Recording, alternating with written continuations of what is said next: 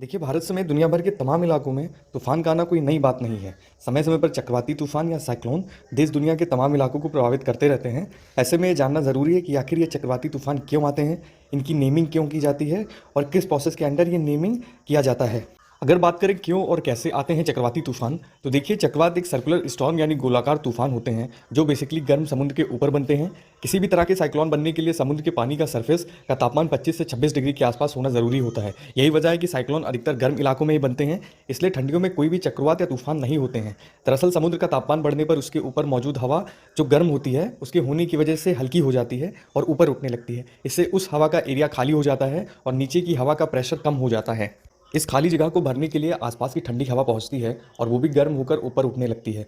इस तरह ये साइकिल शुरू हो जाता है और इससे बादल बनने लगते हैं। और जब कभी मॉइस्चर वाली गर्म हवा किसी ठंडे और हाई प्रेशर वाले एटमॉस्फेयर के कांटेक्ट में आती है तो बारिश होती है। इसी तरह तमाम इलाके बारिश से प्रभावित होते हैं और इससे एक स्टॉर्म साइकिल तैयार हो जाता है। समुद्र में सर्कुलर तूफान एकदम कुंडली मारकर बैठे सांप की तरह नजर आते हैं।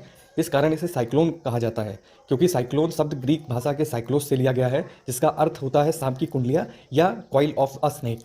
वहीं अगर बात करें कि इन तूफानों को क्यों दिया जाता है नाम, तो वर्ल्ड मेट्रोलॉजिकल ऑर्गेनाइजेशन यानी WMO के मुताबिक दुनिया में एक समय से अधिक साइक्लोन हो सकते हैं और ये लंबे समय तक जारी भी रह सकते हैं। ऐसे में उस तूफान को लेकर बढ़ने वाले जोखिमों के प्रति अवेयरनेस करने, बचाव और राहत कार्य के मैनेजमेंट और किसी भी तरह के कन्फ्यूजन से बचने के लिए हर तूफान को एक नाम दिया जाता है। और वहीं चक्रवातों को नाम देने की बात करें तो अटलांटिक क्षेत्र में चक्रवाती तूफानों के नाम तय करने की प्रथा 1953 में शुरू हुई। तब अमेरिका में नेशनल स्टॉर्म सेंटर द्वारा तैयार की गई लिस्ट में से तूफान के नाम रखे जाते थे और ये नाम मनमानी ढंग से रखे जाते थे। वहीं इंडियन ओशन यानी हिंद महासागर क्षेत्र में इसकी शुरुआत 2004 में हुई। उत्तरी हिंद महासागर यानी नॉर्थ साइड में आए तूफानों के नाम देने के लिए भारत समेत 13 देशों का एक समूह है। इस समूह में हर बार देश बारी बारी से तूफान का नाम निर्धारित करते हैं। इन 13 देशों के नाम Bharat, Bangladesh, Maldives, Myanmar, Oman, Pakistan, Thailand, Sri Lanka, Iran, Qatar, Saudi Arabia और यूएई और यमन हैं।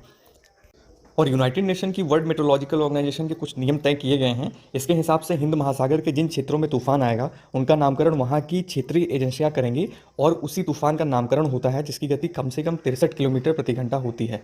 हिंद महासागर क्षेत्र के तूफान के 13 देश बारी बारी नाम रखते हैं और 25 सालों की इन नामों की सूची को पहले से ही तैयार कर लिया गया है। इस सूची में भारत की ओर से प्रस्तावित तूफानों के नाम हैं गति, तेज, मुरासू, आग, नीर, प्रभंजन, घुर्नी, अम्बुद, जल्दी और वेग।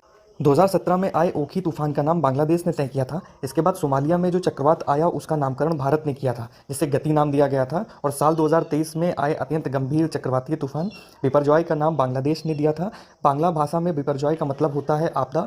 और वहीं बिपरजॉय के साथ ही अब अगले तूफान के नाम की चर्चा तेज हो गई है, क्योंकि अगले तूफान का नाम भारत के सुझाव पर रखा जाएगा और उसका नाम तेज होगा, जो कि आपने पहले लिस्ट में देखा होगा कि गति के बाद दूसरा नंबर है। इसी प्रकार और आगे के नाम भी भारत द्वारा सजेस्ट किए जाएंगे, जो मैं आपको पहले बता चुका हूँ। धन्यवाद।